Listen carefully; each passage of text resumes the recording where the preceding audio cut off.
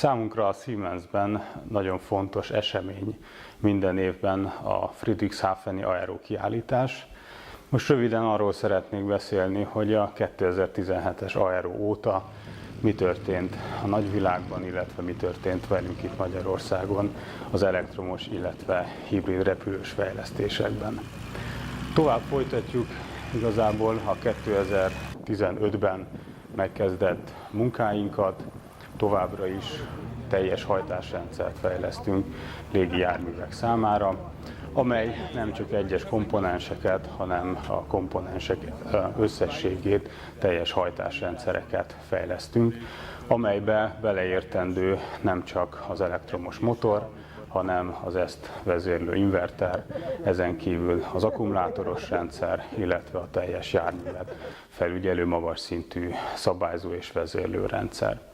És ezen kívül vannak egyéb tevékenységeink is, amiről majd itt a rövid interjú során szeretnék majd beszélni.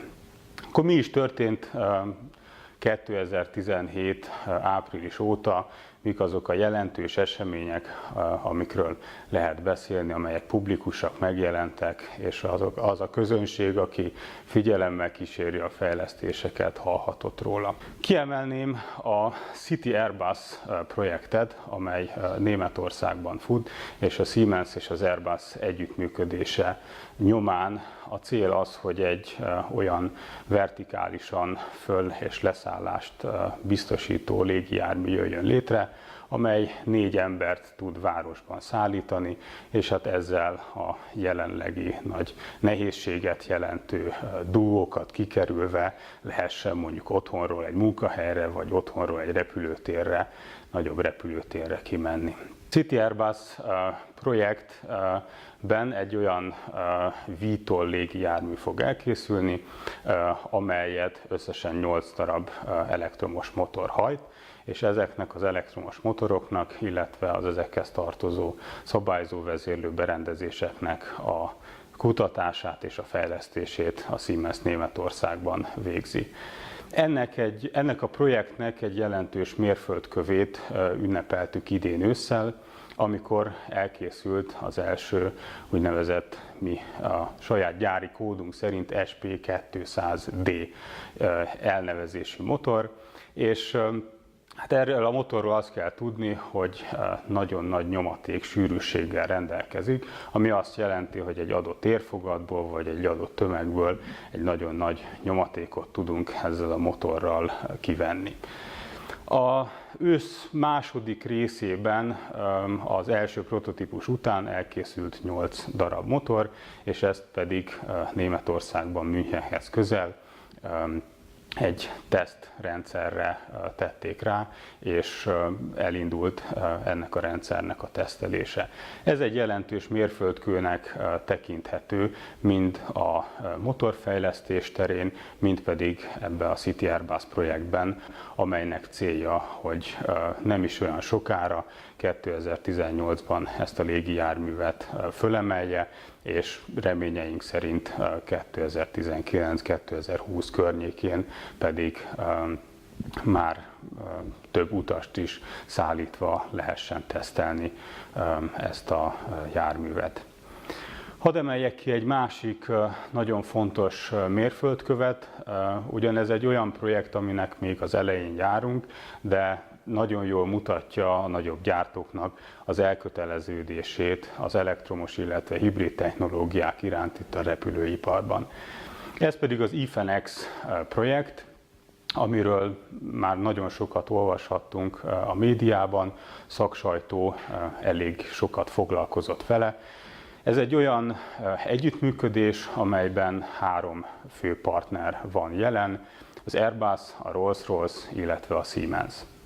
Ennek a célja az, hogy egy BAe 146-os repülőgépet átalakítsanak és hibrid üzeművé alakítsanak át. Jelenleg egy ilyen légijármű 4 darab hajtóművel rendelkezik, és a projekt első lépésében az egyik hajtóművet egy elektromos motorral meghajtott turbinára cserélik le. Ez egy soros hibrid hajtásrendszer lesz, a Rolls-Royce felel az energia előállító berendezésért, az Airbus felel azért a rendszerért, amely az energiát eljuttatja az előállítás helyéről az elektromos motor felé, illetve az Airbus felel az akkumulátoros rendszeréért a járműnek, míg a Siemens felel a meghajtó motorért, illetve a meghajtó motorhoz kapcsolódó elektronikáért. Ennek az együttműködésnek a célja az, hogy néhány éven belül ezzel a rendszerrel ez a légi jármű a levegőbe emelkedjen, és utána a további lépések, hogy már nem csak egy hajtóművet, hanem egy másik hajtóművet, és így tovább reményeink szerint néhány éven belül valamennyi hajtóművet kiválthatnánk elektromos motorokkal.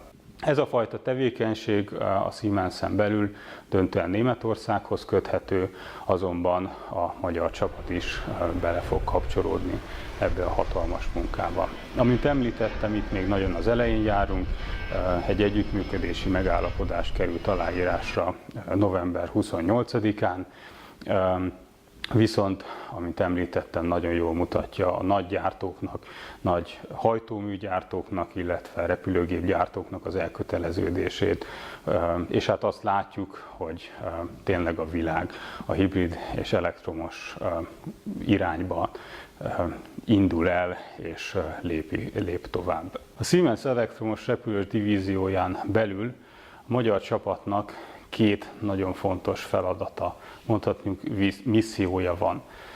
Az egyik az, hogy mi foglalkozunk kis teljesítményű repülőgépekhez tervezett hajtásrendszerekkel, és itt most gondolok az 1-2, maximum 4 üléses légi járműveknek a hajtásrendszerére, azaz körülbelül a 100 kW-os hajtásrendszerek tartoznak hozzánk.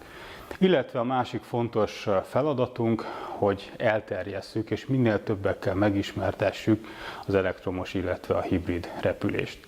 E két cél vagy e két misszió mentén foglalkoztunk mi is a fejlesztésekkel a 2017-es Aero szakkiállítás óta. Először hadd beszéljek arról a missziós célunkról, hogy elterjesszük, minél többekkel megismertethessük a repülést, mit tettünk ezért. Számos helyre kiszállítottuk, nem csak Magyarországon, hanem külföldre is azt a Magnus E-Fusion típusú repülőgépünket, amelyben Siemens hajtásrendszer működik, és Siemens hajtásrendszer emeli fel a levegőbe. Így járhattunk a tavalyi Friedrichshafeni kiállításon, ahol egy kötelékrepülést végeztünk a szintén Siemens hajtásrendszerrel rendelkező extra repülőgéppel.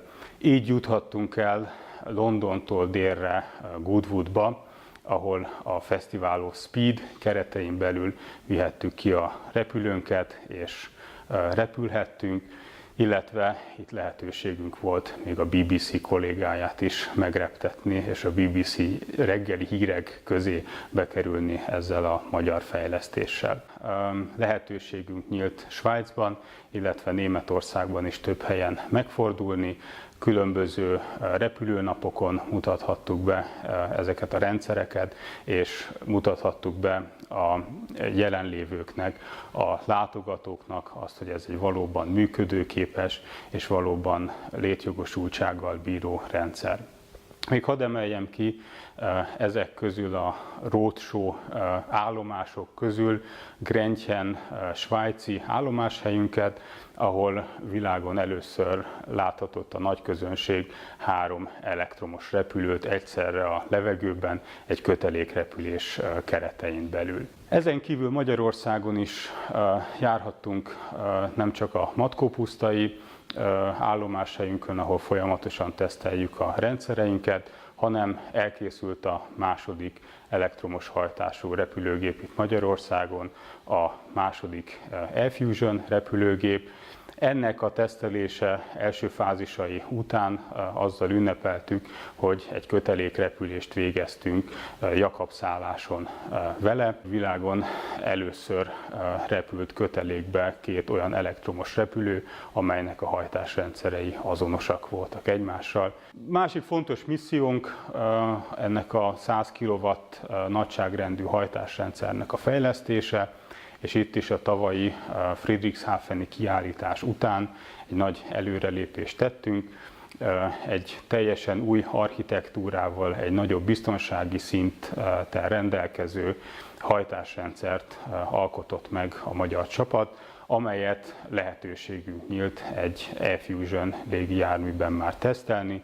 Közvetlenül karácsony előtt sikerült a levegőbe emelni ezt a teljesen új rendszert. Legtöbb embert azt foglalkoztatja, hogy mennyit tud egy felszállásból elrepülni a repülőgép, hány percet tud a levegőben tölteni egy repülőgép. Azonban ez nekünk hajtásrendszer fejlesztők számára azt a kritériumot definiálja, hogy adott térfogatban vagy adott tömegbe minél nagyobb energiát, azaz minél nagyobb energiasűrűséget tudjunk belevinni. Ezért egy fontos fejlesztési irányunk az akkumulátoros fejlesztés, amelynek a célja nem csak a biztonságnak a növelése, hanem magának az energiasűrűségnek a növelése. És itt megjegyezném, hogy mi a cellákkal nem foglalkozunk, tehát mi a cellákat nem kutatjuk, fejlesztjük, hanem mi a piacon elérhető legmegfelelőbb cellákat választjuk ki, teszteljük, majd integráljuk, építjük be a légijárművekbe. És azt lehet mondani, hogy itt az energiasűrűség terén az elmúlt 1 évben sikerült egy 80%-os növekedést elérni, ami mondjuk egy olyan légijárműnél, mint a E-Fusion-nek az első változata, ami tudott körülbelül 30 percet a levegőben repülni, ezt 80%-kal, tehát már majdnem elérjük vele az 1 órát, ugyanazzal az akkumulátor térfogattal.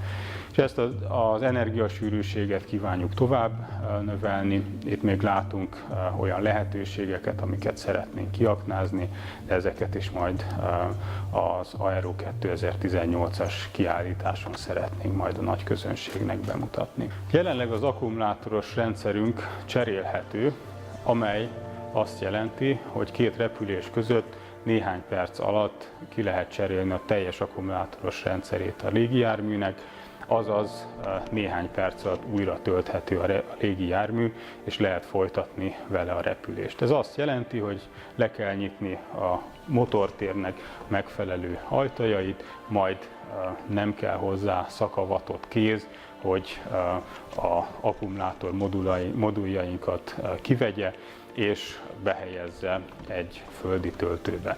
Majd ez a földi töltő tudja tölteni az akkumulátorokat, amíg egy másik pakkal a légijármű a levegőben van. Ezt a jelenlegi rendszereink is tudják, ezzel lehetőségünk nyílik gyakorlatilag folyamatosan a levegőben lenni, vagy néhány perc megszakítással a levegőben lenni a repülőgépeinkkel. Vannak olyan partnereink, akiknek olyan vevői igényei vannak, hogy nem szeretnék ezt a cserélhető mechanizmust megvalósítani, hanem szeretnék fedélzeten tölteni az akkumulátorokat. A Pipistrel fejlesztési eredménye egy teljesen saját fejlesztésű töltőegység, azonban azokat a repülőgépeket nem lehet föltölteni azokkal a töltőkkel, amelyeket lehet látni most már nagyvárosokban, főbb útvonalak mentén elektromos autókat tölteni. Egy olyan megoldást kívánunk kialakítani, hogy ugyanazokkal a töltőkkel legyen lehetőség föltölteni a repülőgépet, amellyel mondjuk egy BMW i3-ast föl lehet tölteni.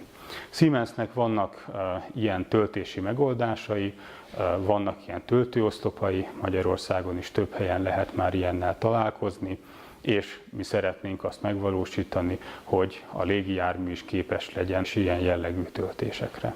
A magyar csapatnál nálunk a következő évnek az egyik legfontosabb célja, hogy termékirányba folytassuk a fejlesztéseket.